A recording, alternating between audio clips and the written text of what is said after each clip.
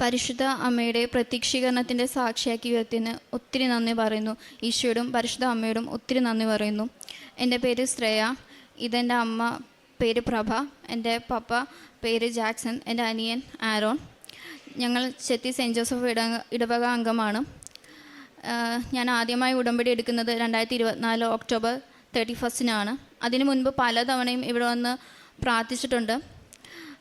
ജപമാല റാലിയിൽ പങ്കെടുത്തിട്ടുണ്ട്. പക്ഷേ ഉടമ്പടി എടുത്തിട്ടുണ്ടായിരുന്നില്ല.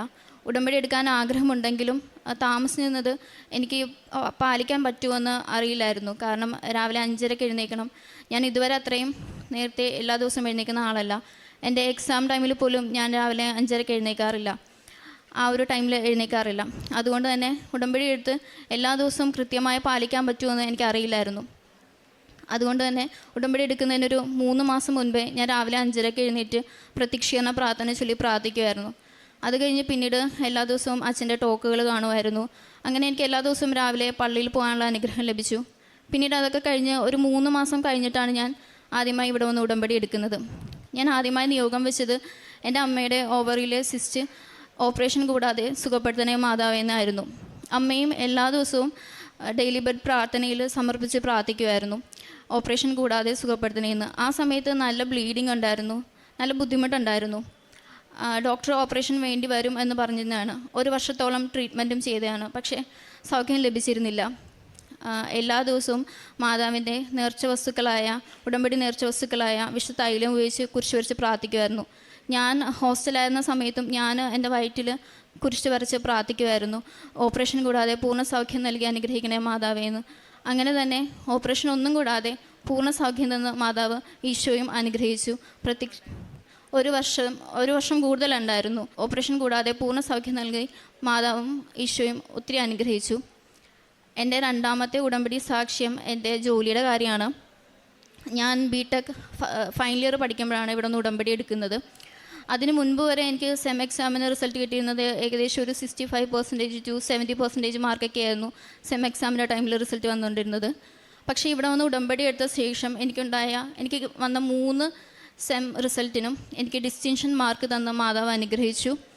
അതുപോലെ തന്നെ ഒരു ദിവസം ഞാൻ എക്സാം എഴുതിക്കൊണ്ടിരുന്ന സമയത്ത്, ഞാൻ ഏത് എക്സാം എഴുതുന്ന സമയത്താണെങ്കിലും ഉടമ്പടി നേർച്ച വസ്തുക്കളായ വിശുദ്ധ തൈലവും ഉപ്പും കുരിശ് വരച്ച് പ്രാർത്ഥിച്ചും ഉപ്പ് വിതറി പ്രാർത്ഥിച്ചും ഒക്കെയാണ് ഞാൻ എക്സാമിന് പോയിക്കൊണ്ടിരുന്നത്.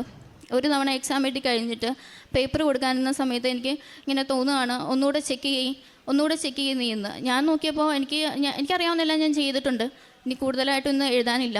അപ്പോൾ ഒന്നുകൂടെ ചെക്ക് ചെയ്യുന്ന നോക്കിയിട്ടുണ്ട്. ഞാനിങ്ങനെ കാര്യമായി നോക്കിയപ്പോൾ ഞാൻ എവിടെയോ ക്വസ്റ്റ്യൻ നമ്പർ ഇട്ടപ്പോൾ തെറ്റിപ്പോയി. പിന്നെ അങ്ങോട്ട് താഴത്തേക്ക് ഉണ്ടായിരുന്ന എല്ലാ ക്വസ്റ്റ്യൻ നമ്പറും മിസ്റ്റേക്ക് ആയിപ്പോയി, തെറ്റി. അങ്ങനെ മാതാവ് എനിക്ക് അടുത്ത് നിന്ന് അത് കാണിച്ചു തരികയാണ് ചെയ്തത്. ഞാനത് തിരുത്തി. പിന്നെ കോഴ്സ് കഴിഞ്ഞിട്ട് ഞാൻ ഒരുപാട് ആപ്ലിക്കേഷൻസ് അയച്ചായിരുന്നു ജോലിക്ക് വേണ്ടിയിട്ട്. എല്ലാം റിജക്ഷൻസ് തന്നെയായിരുന്നു. ആ സമയത്ത് റിക്രൂട്ട്മെൻറ്റും വളരെ കുറവായിരുന്ന ഒരു ടൈമായിരുന്നു. എന്നാലും വരുന്ന എല്ലാത്തിനും എനിക്ക് അപ്ലൈ ചെയ്യാൻ പറ്റുന്ന എല്ലാത്തിലും ഞാൻ അപ്ലൈ ചെയ്യുമായിരുന്നു. പക്ഷേ റിജക്ഷൻസ് തന്നെയായിരുന്നു. ആ ഒരു ടൈമിൽ എനിക്ക് ഇവിടെ വന്ന് ബഹുമാനപ്പെട്ട ജോസഫ് അച്ഛനെ കണ്ട് ബ്ലെസ്സിങ്സ് കിട്ടാനുള്ളൊരു അനുഗ്രഹമുണ്ടായി. അച്ഛൻ എന്നോട് പറഞ്ഞു, വിശ്വാസപ്രമാണം ചൊല്ലി ഒരു നമ്പർ മനസ്സിൽ വിചാരിക്കാൻ. അച്ഛൻ തന്നെ ആ നമ്പർ എന്നോട് ഇങ്ങോട്ട് പറഞ്ഞു. ആ നമ്പർ 14 എന്നായിരുന്നു. ആ നമ്പർ പറഞ്ഞിട്ട് എൻ്റെ മുഖത്തോക്കി ചിരിച്ചിട്ട് പറഞ്ഞു, ധൈര്യമായിട്ട് പൊക്കോളാൻ പറഞ്ഞു. അങ്ങനെ ഞാൻ മനസ്സിൽ കണ്ട നമ്പറും 14 തന്നെയായിരുന്നു. അച്ഛൻ എന്നോട് പറഞ്ഞ നമ്പറും സെയിം തന്നെയായിരുന്നു, 14 തന്നെയായിരുന്നു. ധൈര്യമായിട്ട് പൊക്കോളൂ എന്ന് എന്നെ നോക്കി ചിരിച്ചിട്ട് പറഞ്ഞു. അങ്ങനെ ഞാൻ പോയി. പക്ഷെ എന്നാലും 14 എന്നൊരു നമ്പറുമായി കണക്ട് ചെയ്യുന്നതൊന്നും വന്നിരുന്നില്ല. പിന്നെ ഞാൻ ഉടമ്പടിയിൽ തന്നെ ആയിരുന്നു. അങ്ങനെ ഒരു സമയത്ത് എനിക്ക് 5ാമത്തെ ഉടമ്പടി പുതുക്കേണ്ട സമയത്ത്, ഞാൻ അതിന് മുമ്പ് വരെ എല്ലാ ഉടമ്പടിയും കറക്റ്റ് 90 ദിവസം കഴിയുമ്പോൾ വന്ന് പുതുക്കാറുണ്ട്. പക്ഷേ ആ ഒരു തവണ മാത്രം ഞാൻ കുറച്ച് ലാഗ് ചെയ്തു, കുറച്ച് ഉടമ്പടി ഉഴപ്പി. ഞാൻ അതിന് മാതാവിനോട് ഇവിടെ വെച്ച് ക്ഷമ ചോദിക്കുകയാണ്.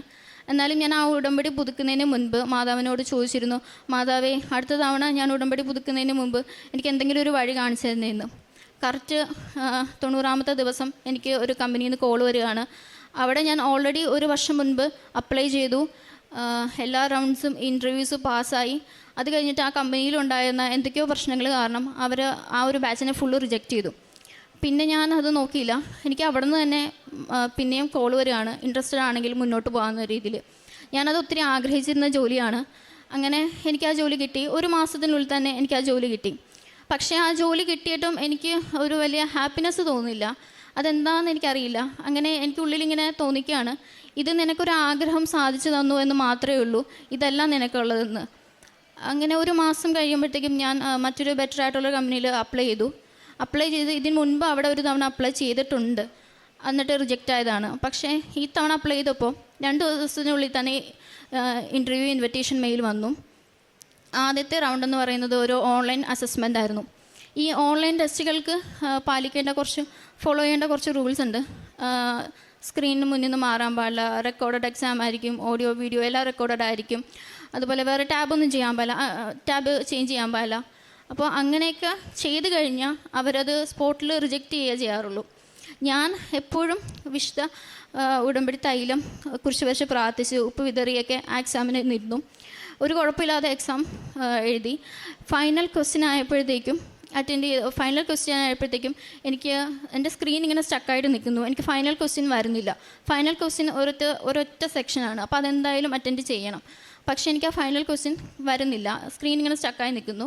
എൻ്റെ സമയം തീർന്നുകൊണ്ടിരിക്കുന്നു. അപ്പോൾ സമയം തീരാൻ സെക്കൻഡുകൾക്കുള്ളിൽ ഞാൻ സബ്മിറ്റ് ചെയ്യാൻ നോക്കിയപ്പോൾ അതൊന്നും പറ്റുന്നില്ല. ഇത്രയും നേരം ചെയ്തത് വെറുതെ ആയിപ്പോയി എന്നുള്ള രീതിയിൽ ഞാൻ കുറേയൊക്കെ ട്രൈ ചെയ്തു. ഞാൻ ആദ്യം വിചാരിച്ചു ഇൻ്റർനെറ്റിൻ്റെ എന്തെങ്കിലും പ്രോബ്ലം ആയിരിക്കും. പക്ഷേ അതൊന്നുമല്ല, എന്തോ ഇങ്ങനെ സ്ക്രീൻ സ്റ്റക്കായിട്ട് തന്നെ ഇരിക്കുമായിരുന്നു. അങ്ങനെ എൻ്റെ ടൈം കഴിഞ്ഞപ്പോൾ ഞാൻ എൻ്റെ സ്ക്രീനിന് മുന്നിൽ നിന്ന് മാറി. ഇനിയിപ്പോൾ ഒന്നും ചെയ്യാൻ പറ്റില്ല എന്നുള്ള രീതിയിൽ തന്നെ മാറി നിന്നു. പിന്നെ ഷട്ട് ഡൗൺ ചെയ്യാൻ വേണ്ടി ഒരു 10-15 മിനിറ്റ് കഴിഞ്ഞ് വന്ന് നോക്കിയപ്പോഴത്തേക്കും എനിക്ക് ആദ്യം കിട്ടിയ ലിങ്കിൽ ഞാൻ ഒന്നുകൂടെ ക്ലിക്ക് ചെയ്തു. എനിക്ക് ഈ ഫൈനൽ ക്വസ്റ്റ്യനിലേക്ക് തന്നെ കിട്ടി. പെട്ടെന്ന് ആ ഒരു കിട്ടിയ ഒരു ഇതിൽ ഞാൻ ആ ക്വസ്റ്റ്യൻ ആൻസർ ചെയ്തു. പക്ഷെ അത് കറക്റ്റാണോ എന്ന് എനിക്കറിയില്ലായിരുന്നു. ഞാനത് കറക്റ്റായിട്ടല്ല ആൻസർ ചെയ്തത്. അങ്ങനെ എനിക്ക് സബ്മിറ്റ് ചെയ്തു. പക്ഷേ ഓൾറെഡി ടൈമൊക്കെ കഴിഞ്ഞിരുന്നു. അതുകൊണ്ട് തന്നെ സബ്മിറ്റ് ആയോന്നും എനിക്കറിയില്ല. ഞാൻ എന്തൊക്കെ ചെയ്തു. അത് കഴിഞ്ഞിട്ട് എനിക്ക് 2025 അച്ഛൻ്റെ ചൊവ്വാഴ്ച ഉടമ്പടി ധ്യാനം കൂടിക്കഴിഞ്ഞപ്പോൾ തൊട്ട് എനിക്ക് ഒത്തിരി തവണ തോന്നിയിട്ടുണ്ടായിരുന്നു ഈ ബുക്ക് ഇന്ന് കംപ്ലീറ്റ് ആയിട്ട് വായിക്കാനായിട്ട്. മരിയൻ ഉടമ്പടി പദ്ധതിയും പ്രയോഗവും. ഞാൻ ആ ഒരു ടൈമിലൊക്കെ എപ്പോഴും പത്രമൊക്കെ കംപ്ലീറ്റ് വായിച്ച് കഴിയുമ്പോഴത്തേക്കും അപ്പോഴും തോന്നും ഇതൊന്ന് കംപ്ലീറ്റ് വായിക്കുന്നത്. ഞാൻ വായിക്കാം എന്നുള്ള രീതിയിൽ മുന്നോട്ട് പോകുക എന്നല്ലാതെ കംപ്ലീറ്റ് വായിച്ചിരുന്നില്ല. എനിക്ക് കൈ കിട്ടിയപ്പോൾ മുതൽ തന്നെ ഞാൻ ഈ ബുക്കിൽ നോക്കി തന്നെയായിരുന്നു എല്ലാ പ്രാർത്ഥനയും ചൊല്ലിക്കൊണ്ടിരുന്നത്. പക്ഷെ കംപ്ലീറ്റ് വായിച്ചിട്ടുണ്ടായിരുന്നില്ല. ഈ ഓൺലൈൻ ടെസ്റ്റ് കഴിഞ്ഞ് ഒരു 2 ദിവസം കഴിഞ്ഞപ്പോഴത്തേക്കും ഒരു ദിവസം രാത്രി ഞാൻ ഈ ബുക്ക് വായിക്കാനിരുന്നു. കംപ്ലീറ്റ് വായിച്ചു തീർന്നപ്പോൾ 11:58 രാത്രി 11:58. കൃത്യം 11:58 തന്നെ എനിക്ക് അടുത്ത മെയിൽ വരികയാണ്. ആദ്യം എഴുതിയ ഓൺലൈൻ ടെസ്റ്റ് ഞാൻ പാസ്സായിട്ടുണ്ട്. എനിക്ക് അടുത്ത ഇൻ്റർവ്യൂ സെലക്ഷൻ മെയിൽ വന്നു. അത് ശരിക്കും എനിക്കവിടെ ഒരു മെറിറ്റും ഇല്ല. എനിക്കവിടെ 0 മെറിറ്റാണ്. Not by merit but by ഗ്രേസിൽ മാതാവും ഈശോയും എനിക്ക് അത് തരുന്നതാണെന്ന് എനിക്ക് അപ്പം തന്നെ അത് ഉറപ്പായി. അങ്ങനെ ഞാൻ അടുത്ത റൗണ്ടിലേക്ക് കയറി. അടുത്ത റൗണ്ടും ഒരു കമ്പ്യൂട്ടർ ബേസ്ഡ് എക്സാം ആയിരുന്നു.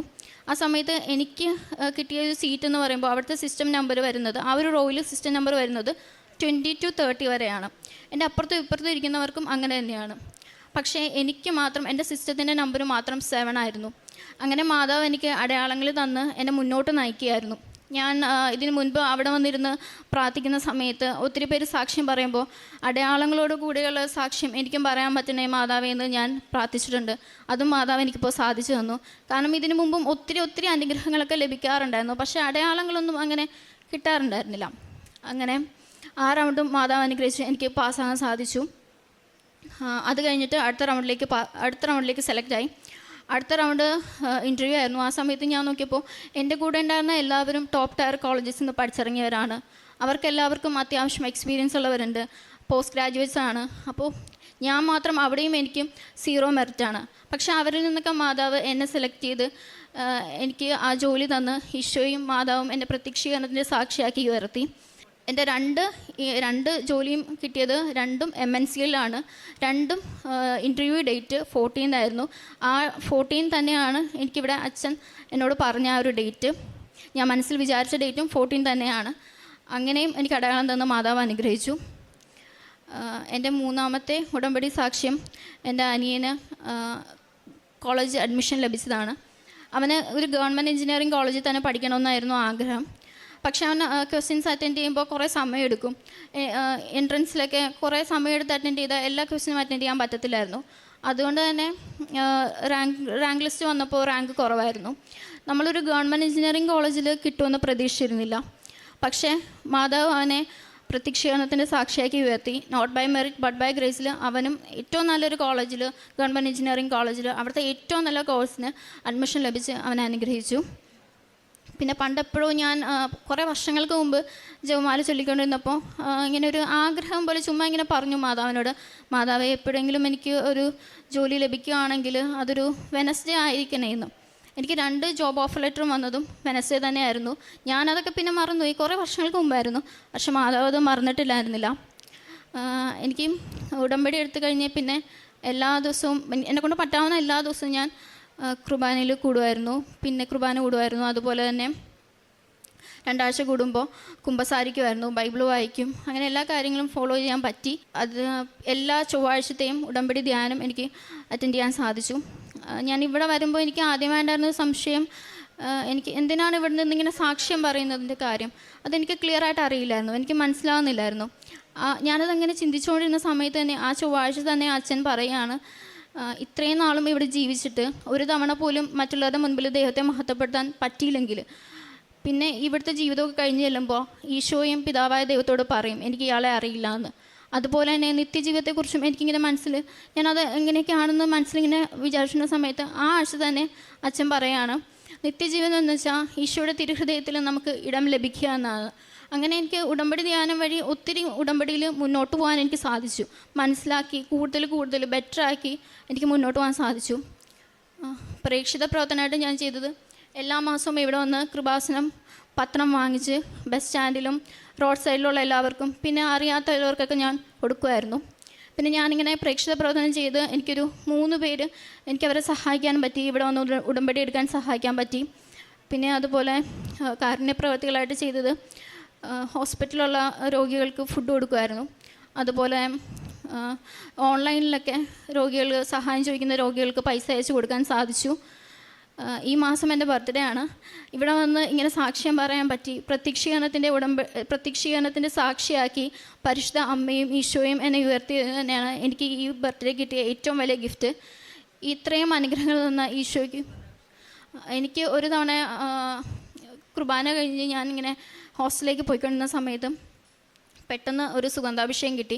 അത് വളരെ സെക്കൻഡ്സിലേ മാത്രം നിന്നുള്ളൂ. അപ്പോൾ ഞാൻ അവിടെ സ്റ്റക്കായി നിന്നിട്ട് ഞാൻ മാതാവിനോട് പറഞ്ഞു, അമ്മ ഇത് അമ്മ തന്നെ ആണെങ്കിൽ എനിക്കിത് ഒരു തവണ കൂടെ വേണമെന്ന് പറഞ്ഞു. ഞാൻ അവിടെ നിന്ന് ഇത് പറഞ്ഞു കഴിഞ്ഞതും കറക്റ്റ് അതേപോലെ തന്നെ ആ ഒരു ടൈം സെക്കൻഡ്സിൽ തന്നെ എനിക്ക് പിന്നെയും അത്രയും നല്ലൊരു സുഗന്ധം കിട്ടി. നല്ലൊരു മുല്ലപ്പൂവിൻ്റെ സുഗന്ധം എനിക്ക് കിട്ടി. ഇത്രയും അനുഗ്രഹങ്ങൾ തന്ന ഈശോയ്ക്കും പരിശുദ്ധ അമ്മയ്ക്കും ഒത്തിരി നന്ദി പറഞ്ഞുകൊണ്ട് ഞാൻ എൻ്റെ ഉടമ്പടി സാക്ഷ്യം ഇവിടെ സമർപ്പിക്കുന്നു. ഇതാ ഞാൻ നിന്നോട് കൂടെയുണ്ട്, നീ പോകുന്നിടത്തെല്ലാം ഞാൻ നിന്നെ കാത്തുരക്ഷിക്കും, നിന്നെ ഈ നാട്ടിലേക്ക് തിരികെ കൊണ്ടുവരും, നിന്നോട് പറഞ്ഞതൊക്കെ നിറവേറ്റുന്നത് വരെ ഞാൻ നിന്നെ കൈവിടുകയില്ല. ഉൽപ്പത്തി പുസ്തകം 28-ാം അധ്യായം 15-ാം വചനമാണ്. ഞാൻ നിന്നോട് കൂടെയുണ്ടാകും നീ പോകുന്ന എല്ലായിടത്തും. ആ ദൈവ സാന്നിധ്യം അനുഭവിച്ചറിഞ്ഞ ഒരു വലിയ പ്രത്യക്ഷീകരണ സാക്ഷ്യമാണ് ശ്രിയ എന്ന മകൾ നമ്മളോട് പങ്കുവച്ചത്. ഈ മകളുടെ ജീവിതത്തിൽ ഉടമ്പടി എടുക്കാനായിട്ട് അതിൻ്റെ നിബന്ധനകൾ അനുസരിച്ച് പാലിച്ച് ജീവിക്കാൻ സാധിക്കുമോ എന്നൊരു സംശയമുണ്ടായിരുന്നു ഈ കൊച്ചുമകൾക്ക്. 3 മാസത്തോളവും ഉടമ്പടി എടുക്കുന്നതിന് മുൻപ് നേരത്തെ എഴുന്നേറ്റ് ഡെയിലി ബ്രെഡ് കൂടുകയും പ്രാർത്ഥിക്കുകയും ഒക്കെ ചെയ്ത് നല്ല ഒരു പ്രിപ്പറേഷന് ശേഷം മാത്രമാണ് ശ്രിയ ഉടമ്പടി എടുക്കുന്നത്. ആദ്യമായിട്ട് ഉടമ്പടിയിൽ നിയോഗമായി സമർപ്പിച്ച് പ്രാർത്ഥിച്ചതും അമ്മയുടെ രോഗസൗഖ്യത്തിന് വേണ്ടിയിട്ടാണ്. ഓവറിയിൽ സിസ്റ്റ് ഉണ്ടായിരുന്നു, ബ്ലീഡിംഗ് ഉണ്ടായിരുന്നു. 1 വർഷത്തോളവും പല ഹോസ്പിറ്റലിൽ നിന്ന് ട്രീറ്റ്മെൻറ്റ് എടുത്തു. സർജറിയാണ് ഡോക്ടേഴ്സ് സജസ്റ്റ് ചെയ്തത്.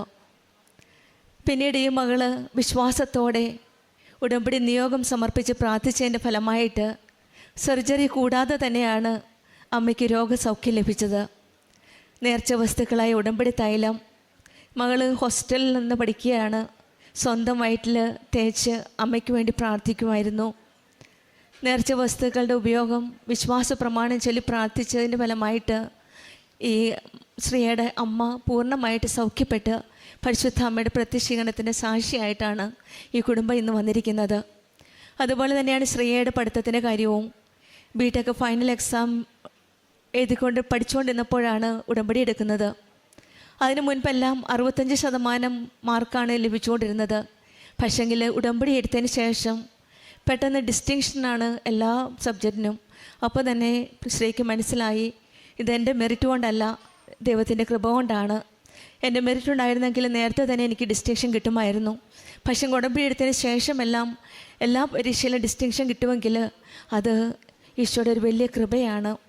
That is not my merit but by the grace of God. പിന്നീട് എക്സാമിന് പോകുമ്പോഴെല്ലാം നേർച്ച വസ്തുക്കൾ ഉപയോഗിക്കും. വെഞ്ചരിച്ച ഉപ്പും കാശുരൂപവും ഉടമ്പടി തൈലവും തേച്ച് പ്രാർത്ഥിച്ചാണ് ഈ മകൾ പോയിക്കൊണ്ടിരുന്നത്. പരീക്ഷയുടെ സമയത്തും വെഞ്ചരിച്ച ഉപ്പ് ഉപയോഗിച്ച് പ്രാർത്ഥിച്ചു. പരീക്ഷ ഫൈനൽ പേപ്പർ സബ്മിറ്റ് ചെയ്യുന്നതിന് മുൻപ് ഉള്ളിലൊരു ഉൾപ്രേരണ, ഒന്നുകൂടി ചെക്ക് ചെയ്തു എന്ന്. ശ്രീക്ക് തോന്നി എല്ലാം എഴുതിയിട്ടുണ്ട് എന്ന്. പക്ഷേങ്കിൽ ഈ പ്രചോദനം മൂലം ഒന്നുകൂടെ ചെക്ക് ചെയ്തപ്പോഴാണ് മനസ്സിലായത് ക്വസ്റ്റ്യൻ നമ്പർ റോങ് ആണെന്ന്. പിന്നീട് അത് കറക്റ്റ് ചെയ്യാൻ സാധിച്ചു. പിന്നെ കോഴ്സ് കംപ്ലീറ്റ് കഴിഞ്ഞ് പല സ്ഥലങ്ങളിലും ആപ്ലിക്കേഷൻ അയച്ചു ജോലിക്ക് വേണ്ടിയിട്ട്. പക്ഷേങ്കിൽ ഫലമൊന്നും ഉണ്ടായില്ല. പിന്നീടാണ് കൃപാസനം അമ്മ ജീവനോടെ പ്രത്യക്ഷപ്പെട്ട ഈ ആലയത്തിൽ വന്ന് ബഹുമാനപ്പെട്ട ജോസഫ് അച്ഛനെ കാണുകയും അച്ഛൻ പറഞ്ഞു മനസ്സിലൊരു നമ്പർ കാണുക എന്ന്. ഈ മകൾ വിചാരിച്ച് ഒരു നമ്പർ അച്ഛൻ പ്രാർത്ഥിച്ചു മകൾക്ക് വേണ്ടിയിട്ട്. അപ്പോൾ അച്ഛൻ പറഞ്ഞു 14 എന്ന്. ശ്രീയ മനസ്സിൽ വിചാരിച്ചതും 14 എന്ന നമ്പറാണ്. അത് പിന്നീട് ശ്രീയ പറയുന്നുണ്ട്, ഓരോ ഇൻ്റർവ്യൂ കോൾ വന്നതും ആദ്യത്തെ കോൾ വന്നത് മാർച്ച് 14-നും സെക്കൻഡ് കോൾ വന്നത് മെയ് 14-നുമാണ്. ഈ 2 ഇൻ്റർവ്യൂവിനും എല്ലാം ഡേറ്റ് വന്നത് 14-നാണ്. ആ ഇൻ്റർവ്യൂ അറ്റൻഡ് ചെയ്യുകയും അവിടെയെല്ലാം ഈശോയുടെ അമ്മയുടെ സാന്നിധ്യം മനസ്സിലാക്കാൻ സാധിച്ചു എന്നുമാണ്. പിന്നീട് 5-ാമത്തെ ഉടമ്പടി പുതുക്കാൻ വന്നപ്പോഴാണ് ഈ മകളൊരു അടയാളം ചോദിച്ചത്. ഈശോയും അമ്മയും ചേർന്ന് നിന്ന് ഈ മകളുടെ കൂടെ പ്രാർത്ഥിക്കാൻ സമയത്തെല്ലാം അമ്മയുടെ ഒരു സാന്നിധ്യം മനസ്സിലാക്കാൻ സാധിച്ചു. അങ്ങനെ ഈ മകൾ ഇൻ്റർവ്യൂ എഴുതിയപ്പോഴെല്ലാം സ്റ്റക്കായി പോയ സ്ക്രീൻ പോലും അവിടെ ലാസ്റ്റ് മൊമെൻറ്റിൽ ഷട്ട് ഡൗൺ ആയപ്പോൾ വീണ്ടും അത് റിവോക്ക് ചെയ്തു. അങ്ങനെ ആ സമയത്ത് ഈശോയുടെ ഒരു അമ്മയുടെ സാന്നിധ്യം മനസ്സിലാക്കാൻ സാധിച്ചു. പിന്നെ ഒരു ചൊവ്വാഴ്ച ധ്യാനത്തിലാണ് മരിയൻ ഉടമ്പടി പുസ്തകം നമുക്കറിയാം, നമ്മളെപ്പോഴും പ്രാർത്ഥന ചൊല്ലുന്നതാണ്. രാവിലെ പ്രഭാത പ്രാർത്ഥനയും സായന പ്രാർത്ഥനയും ഒക്കെ ചെല്ലും. പക്ഷേങ്കിൽ പലപ്പോഴും ആ 2 പേജ് മാത്രമാണ് നാം എടുക്കാറുള്ളത്. പേജ് 34-ും പേജ് 35-ഉം മാത്രം. പക്ഷേങ്കിൽ അന്നൊരു ഉൾപ്രേരണയാണ് ആ പുസ്തകം മുഴുവൻ വായിച്ച് ഒന്ന് മനസ്സിലാക്കണമെന്ന്. അങ്ങനെ ആ ദിവസം ശ്രീയ പുസ്തകം മുഴുവനായിട്ട് വായിക്കുകയാണ്. മരിയൻ ഉടമ്പടി പുസ്തകം നമുക്കെല്ലാവർക്കും നമ്മുടെ കയ്യിലുള്ളതാണ്.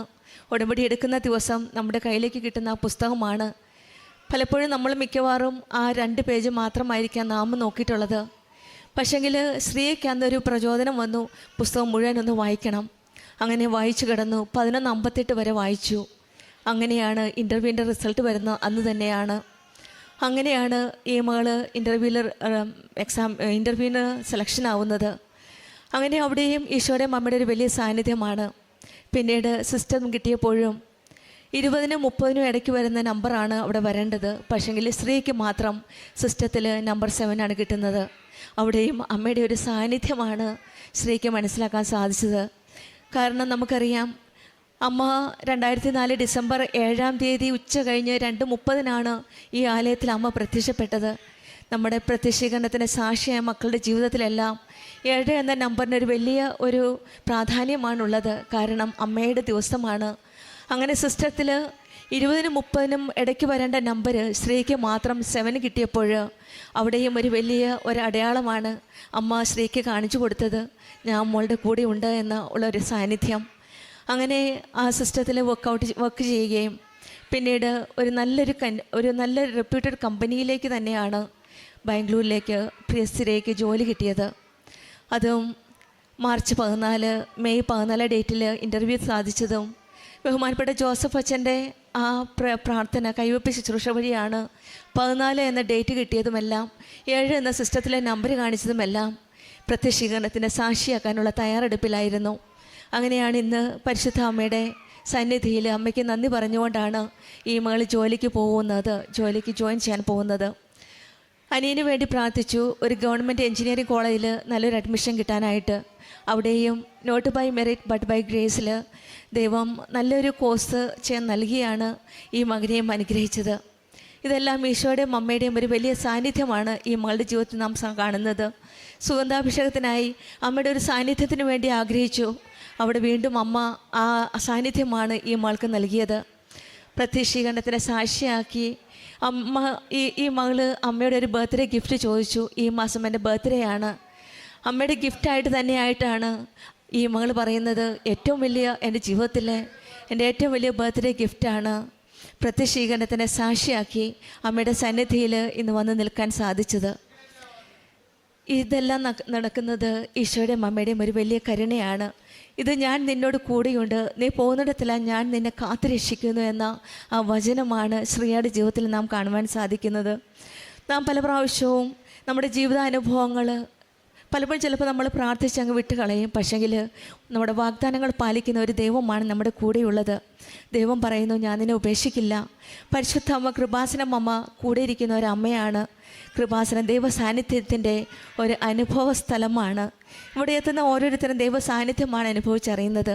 ഒരിക്കലും ഒറ്റയ്ക്കല്ല എന്നൊരാശ്വാസം, ജീവിതം മുന്നോട്ട് പോകാനുള്ള ഒരു ധൈര്യം.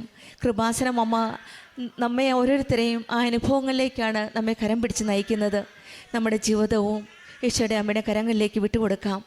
സ്ത്രീക്കും കുടുംബത്തിൽ ലഭിച്ച എല്ലാ അനുഗ്രഹങ്ങൾക്കും നമ്മൾക്ക് കരങ്ങളടിച്ച് ദൈവത്തെ മഹത്വപ്പെടുത്താം. അത്യപൂർവ ദൈവാനുഭവങ്ങൾ ഇനി നിങ്ങൾക്കും സ്വന്തം. ഈ യൂട്യൂബ് ചാനൽ ഇതുവരെ സബ്സ്ക്രൈബ് ചെയ്തിട്ടില്ലെങ്കിൽ ഇപ്പോൾ തന്നെ സബ്സ്ക്രൈബ് ചെയ്യുക.